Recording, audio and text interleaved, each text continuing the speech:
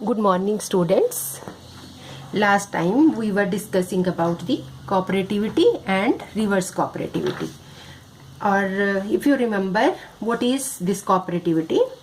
If oxygen binds at one site, it will act as a catalyst for the binding of oxygen to other sites.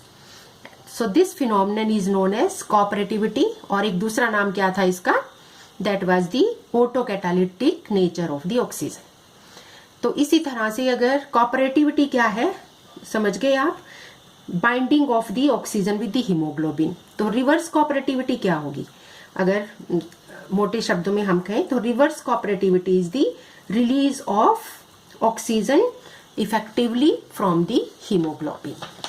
तो last time if you remember, we came to know that coordination of this oxygen results in the dropping of this iron into the plane of this heme group. Initially it was lying upward. तो ऐसा क्यों हुआ? How it has been dropped to this cavity, or you can say in the plane of this, because of the shrinkage of this iron 2 in size. And what will happen? It will fall down into the plane of the porphyrin ligand, and it will happen because of the binding of this oxygen molecule at a position which is trans to this protein or this protein or imidazole residue of histidine residue, imidazole group of this histidine residue. If you remember the structure, it was like this. In center it was the iron, 4 nitrogen which are acting as the ligand. At this 5th position there is the protein chain, and it is linked through this imidazole nitrogen of this histidine residue. And at the trans position or at the 6th position, this is the oxygen molecule which is getting bind to the central iron atom, and the oxidation state of this iron atom is Fe2. Now what will happen due to this dropping? यहाँ पर क्या होगा? It will cause a disturbance in the protein chain which is bound to this imidazole group of the histidine residue which is present at the trans position of this oxygen. And you know, this chain, this protein chain, it behaves like a spring. तो ये spring की तरह से behave करती है, और जैसे ही iron इस प्लेन में ड्रॉप डाउन हो जाएगा उसकी वजह से यहाँ पर एक चेन में परटर्बेशन होगी, और यू कैन से ए सॉर्ट ऑफ डिस्टरबेंस होगी इसकी मोशन में, और वो डिस्टरबेंस फिर नेक्स्ट वाली साइड को कन्वे हो जाएगी. वो कैसी होगी?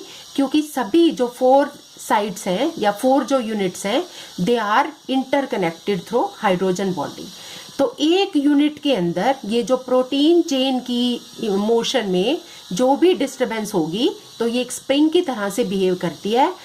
और क्योंकि अगली तीनों यूनिट्स भी इसके साथ हाइड्रोजन बॉन्डिंग से लिंक्ड हैं, तो उनकी साइड वाली चेन में भी एक डिस्टरबेंस पहुंचेगी, और उससे उनकी कन्फर्मेशन में चेंज आएगा, और उससे उनकी ऑक्सीजन को बाइंड करने की एबिलिटी सेकंड हेम साइड पे, फिर 3rd पे, फिर 4th पे, इस तरह से it will keep on adding. और इस तरह से क्या होगा? फिर all the 4 oxygen molecule will be loaded over here. ठीक है, तो इसका मतलब क्या हुआ? In other words you can say, as one iron binds an oxygen molecule, the molecular shape change to make the binding of another 3 oxygen molecules easier, and this phenomenon is known as the cooperativity. तो इसका मतलब यहाँ पर here you can see the 1, 2, 3 and 4 iron atoms. They are carrying each of their oxygen molecule. And if you talk about this equilibrium constant, suppose this is K1, here it is K2, K3 and K4. K1 की value क्या है? This is 5 to 60 and the value of K4 is 3000 to 6000. यानी कि there is a greater difference in the value of the K1 and K4. तो इसका मतलब ये क्या इंडिकेट करता है, ये इंडिकेट करता है कि equilibrium constant K4 is many times larger than K1। तो इसका मतलब ये क्या शो करता है कि this is showing as soon as some oxygen has been bound to the molecule. एक ऑक्सीजन का मॉलिक्यूल अगर बाउंड कर गया then all the 4 irons are readily oxygenated, easily oxygenated, यानी कि एक ऑक्सीजन अगर हेम ग्रुप के साथ बाइंड कर गया तो बाकी के दूसरे वाले भी बहुत इजीली ऑक्सीजनेटेड हो जाएंगे। भले ही इसमें कोई आपस में इलेक्ट्रॉनिक इंटरेक्शन नहीं है चारों साइड्स में आपस में, बट यहाँ पर एक मैकेनिकल जो है ट्रांसफॉर्मेशन है किस चीज की, that is the change of this protein shape. तो उसके कारण क्या होगा, you can see it here, heme groups are far apart from each other for any electronic interaction, वो नहीं है उनके बीच में, but still this information about oxygen binding status of heme group is mechanically transferred to other heme group by the motion of this protein chain which act like a spring, जो spring की तरह से behave करती है। So this was all about the mechanism of the oxygenation of the hemoglobin or the myoglobin, or you can say the oxygenation means attach यानी binding of the oxygen molecule, and it means ये क्या है, this is the part of the cooperativity. Next we are coming to the one more important topic of this unit and that is the Bohr effect. ये Bohr effect क्या है, how do you define it?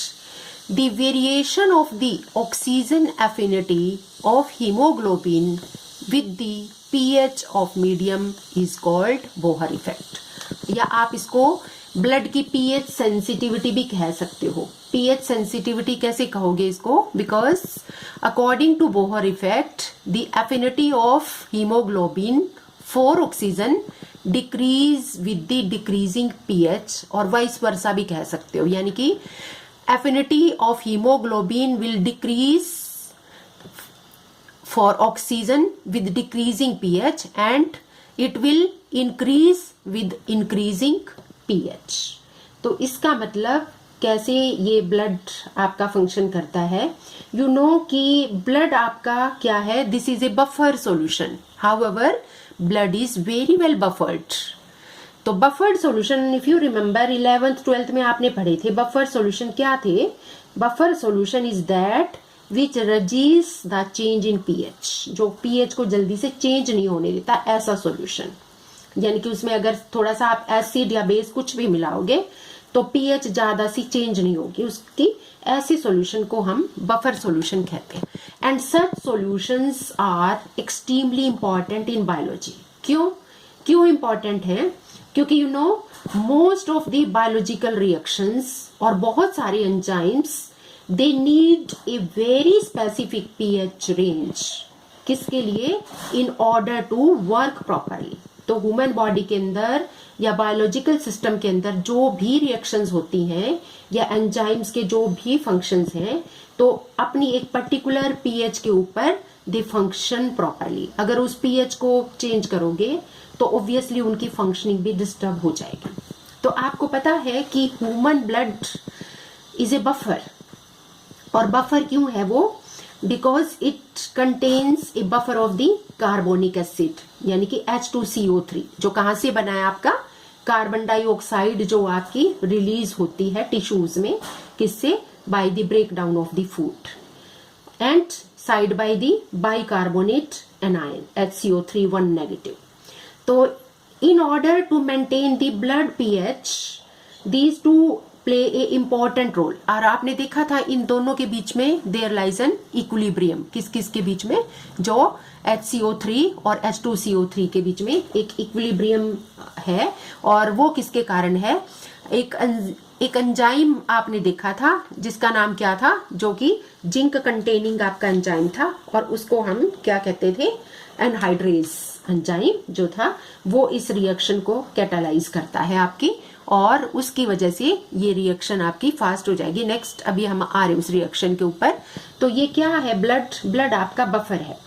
तो अगर buffer blood नहीं होता तो क्या होता, तो फिर आपकी पीएच की वैल्यू गिर जाती, कार्बन डाइऑक्साइड ज्यादा होने से एसिडिक पीएच हो जाती। तो ब्लड की जो पीएच है वो नियरली आपकी क्या है, ये वेरी करती है कितने से कितने, 7.35 से लेके 7.45 के बीच में वेरी करती। अगर इसकी वैल्यू 7.8 से हायर हो जाए सपोज, और या फिर 6.8 से लोअर हो जाए, then it can lead to the death, और you can say it will be fatal for us. तो इसका मतलब जो हमारी ब्लड की पीएच है वो किसके बीच में मेंटेन रहती है, 7.3 से लेके 7.4 तक। तो इसलिए ब्लड एक बहुत अच्छा बफर की तरह से बिहेव करता है, and that is necessary for our survival, otherwise it will be fatal for us. तो अब इसको समझेंगे। यहां पर ये क्या है कि बफर कैसे काम करता है पीएच इंक्रीज डिक्रीज पे। दिस का ये क्या है diagram, this is showing you the Bohr effect